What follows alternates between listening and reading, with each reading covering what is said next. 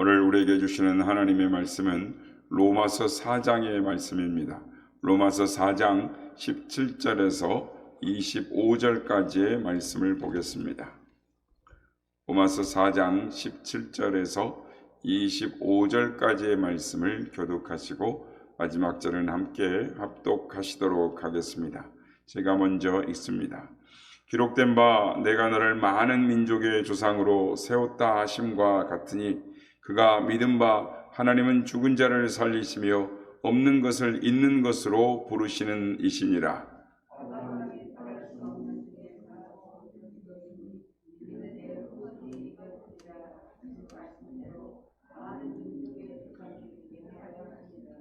그가 백세나 되어 자기 몸이 죽은 것 같고 사라의 태가 죽은 것 같음을 알고도 믿음이 약하여 지지 아니하고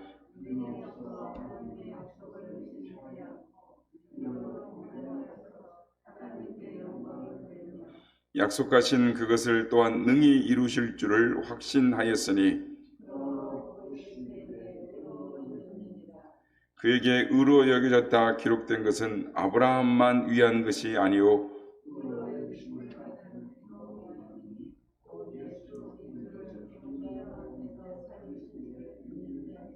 함께 읽겠습니다. 예수는 우리가 범죄한 것 때문에 내줌이 되고 또한 우리를 의롭다 하시기 위하여 살아나셨느니라. 아멘. 할렐루야. 오늘도 이 아침에 우리 예배 가운데 함께 하신 주님을 찬양합니다. 그리고 새벽을 깨워 기도의 향연으로 하나님 앞에 예배하는 모든 성도님들께 하나님의 은혜와 평강이 함께 하시길 기원드립니다. 복음서, 로마서는 이 신앙의 입문서다라고 말씀을 드렸습니다. 그래서 복음의 기초를 쌓기 위해서는 이 로마서는 필수 코스와 같다라고 말씀을 드렸습니다. 어제에 이어서 하나님께서 인정하신 아브라함의 믿음을 살펴보면서 또한 우리에게 주시는 하나님의 은혜, 우리의 믿음에 숨겨진 하나님의 크신 은혜와 복을 우리가 생각하면서 오늘도 아브라함의 믿음에 대해서 말씀을 나누고자 합니다. 창세기 15장 6절에 보면 아브라함이 여호와를 믿으니 여호와께서 이를 그의 의로 여기시고 라고 말씀을 합니다. 지난 시간에 살펴보았듯이 하나님께서 인정해 주신 이 믿음, 이 아브라함의 믿음은 우리가 생각하는 것만큼, 그러니까 오늘 본문 17절에 나와 있는 내용, 죽은 자를 살리시며 없는 것을 있는 것 같이 부르시는 하나님이라는 것을 이 아브라함이 믿은 것이 아니라 하나님의 이 약속의 이 증거를 요구할 만큼 또 맹세 언약을 또 이렇게 어길 만큼 그런 아브라함의 작은 믿음이었지만 하나님께서 그 아브라함의 믿음을 의로 인정해 주셨다라고 말씀을 드렸습니다. 오늘 시간에는 지난 시간에 언급하였던 그러니까 이 아브라함의 믿음에 대해서 계속 살펴보고자 합니다. 왜냐하면 오늘 말씀에는 이 아브라함이 17절에 나와 있는 것처럼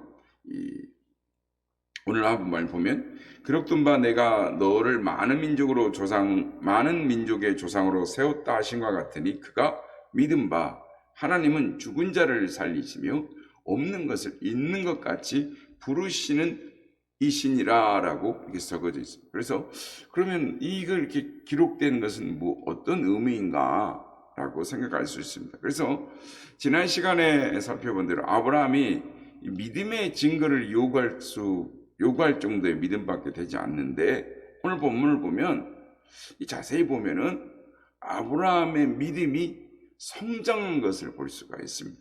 아브라함의 믿음이 성장을 합니다. 어느 정도로 성장을 하냐면 18절 중에 바랄 수 없는 중에 바라고 믿는 믿음으로 성장을 하게 됩니다. 그러니까 어느 정도로 믿음을 성장하냐면 19절에 보면 그가 백세나 되어서 자기가 남자로서의 생식 기능을 가질 수 없는 것을 압니다. 그리고 자신의 아내 사라가 아이를 가질 수 없는 이 태라는 것을 알고 있습니다. 그러니까 나이가 많아서 아이를 가질 수 없는 상태라는 것을 알고 있는데, 즉 자기 자신을 보아도 그리고 그의 아내 사라를 보아도 둘 중에 한 명도 아이를 가질 수 있는 그런 가능성이 하나도 없습니다. 그런데 아이가 생길 것을 믿습니다. 상식적으로, 의학적으로 불가능한데 이것을 믿습니다. 의심치 않습니다. 20절 말씀입니다. 믿음이 없어 하나님의 약속을 의심하지 않고 믿음으로 견고해져서 하나님께 영광을 돌렸다라고. 믿음이 없는 것이 아니라 하나님의 약속을 의심하지 않고 믿었는데 그 믿음이 견고했다라고 말씀을 합니다. 21절 보면 약속하신 그것을 또한 능히 이루실 줄을 확신하였다라는 것입니다. 그래서 이 아브라함의 믿음대로 창세기 21장에 보면 이삭이 출생을 합니다. 그리고 창세기 22장에 보면 아브라함이 이삭을 모리아산에서 이 번제로 드리는 사건이 나오는 것입니다. 아브라함은 아들 이삭을 100세에 얻었습니다. 즉 믿음으로 얻은 자식이죠. 다른 말로 하면 이 기도로 얻은 자식입니다. 그런데 하나님께서 이삭을 번제로 바치라라고 하시는 것입니다. 번제라는 것이 무엇이냐면 제물에 이 고기를 잡아서 피를 다 빼고 고기만 불에 올려서 이 불에 태워 제사를 지내는 것입니다. 그런데 하나님께서 아브라함에게 나타나셔서 이삭을 번제로 드리라라고 하시는 것입니다. 그런데 창세기 22장에 보면 아브라함이 순종하는 모습을 볼 수 있습니다. 아무런 대꾸도 없습니다. 불평, 불만, 원망도 없습니다. 하나님 말씀에 그저 순종하는 모습을 볼 수가 있습니다. 이 일은 아무나 할 수 있는 일이 아닙니다. 믿음이 있는 자만이 할 수 있습니다. 하나님을 향한 절대적인 신뢰, 믿음이 있는 자만 순종할 수 있는 일이었습니다. 그래서 어떤 믿음이냐? 아브라함이 어떤 믿음이었기에 이렇게 순종할 수 있었느냐? 오늘 보면 17절 말씀입니다. 기록된 바 내가 너를 많은 민족의 조상으로 세웠다 하심과 같으니 그가 믿은 바 하나님은 죽은 자를 살리시며 없는 것을 있는 것으로 부르시는 이시니라. 아멘. 아브라함이 이것을 믿은 것입니다. 하나님께서 죽은 자를 살리실 수 있다. 없는 것을 있는 것 같이 부르시는 하나님이시다라는 것을 믿은 것입니다. 이 장성한 믿음의 분량입니다. 그래서 이 믿음이 청년의 믿음이 되고 그 다음에 창조주 하나님, 전지전능하신 하나님을 아는 아비의 믿음, 장성한 믿음의 분량까지 자라난 것입니다. 그러니까 아브라함의 믿음이 창세기 15장의 믿음과는 천지 차이로 바뀌어져 있는 성장한 것입니다. 아브라함이 가지고 있는 이 믿음을 보고 성도들이 부러워하는 것입니다. 하나님, 아브라함과 같은 믿음을 주세요. 하나님, 어떻게 하면 아브라함 같은 믿음을 가질 수 있습니까? 어떻게 하면 아브라함의 믿음이 우리에게 생길 수 있을까? 이렇게 부러워하는 것입니다. 그러나 이 살아보면 믿음의 생활을 계속해 올수록 아브라함 같은 믿음을 가질 수 없다라는 것을 우리는 깨닫습니다. 그래서 아브라함의 믿음을 생각하면 기가 죽고 언제 나는 저런 믿음을 가져볼까 또 좌절감을 갖게 되는 것입니다. 그래서 많은 성도들이 생각하기를 역시 아브라함은 믿음의 조상이야. 하나님께서 아브라함을 선택하신 것은 아브라함이기 때문에 선택하신 거겠지. 아브라함이 본래적으로 생태적으로 믿음의 그릇이 큰 사람이었기 때문에 그럴 가능성이 있는 사람이었기 때문에 하나님께서 아브라함을 선택하신 것이 아니겠는가 이렇게 우리는 생각할 수가 있습니다. 히브리서 11장을 보면 이 히브리서 11장은 믿음의 장인데 이 믿음의 장에서 믿음의 영웅들이 소개되는 것을 볼 수가 있습니다. 히브리서 11장 8절에 보면 믿음으로 아브라함은 부르심을 받았을 때에 순종하여 장래의 유업으로 받을 땅에 나아갈새 갈 바를 알지 못하고 나아갔으며 라고 말씀합니다. 그러니까 많은 성도들이 역시 아브라함은 이 갈대아 우르를 떠날 때도 믿음으로 갈대아 우르를 떠났구나. 아브라함은 시작부터 다른 사람이었구나. 하나님이 나타나셔서 갈대아 우르에 있는 아브라함에게 내 아비 친척 본토를 떠나 내가 내게 지시할 땅으로 가라라고 했을 때 아무 주저함 없이 즉시 순종하고 보따리를 싸서 본토 친척 아비 집을 떠났다라고 생각을 하는 것입니다. 아브라함은 뭔가 달랐기 때문에 하나님께서 선택하시고 불러낸 것이 아닌가. 우리는 성경을 보면서 그런 결론을 내게 되는 것입니다. 여러분은 어떻게 생각하십니까? 성경에 보면 하나님께서 많은 사람을 선택을 하십니다.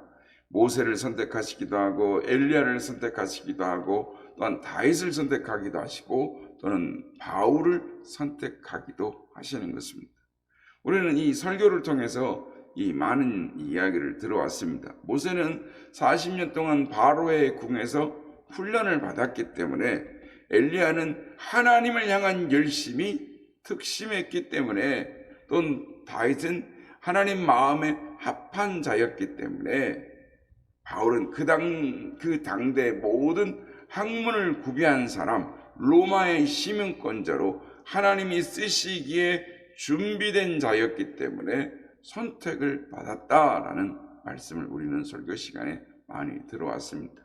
그렇다면 여러분, 아브라함의 경우는 왜 하나님이 선택하셨을까요? 하나님은 아브라함을 믿음의 조상으로 세우셨습니다. 열국의 아비라는 이름의 뜻 아브라함이라는 이름도 주셨습니다. 그리고 그 이름대로 아브라함의 허리에서 수많은 백성들, 이스라엘 백성들이 나오고 열 왕들이 일어났습니다.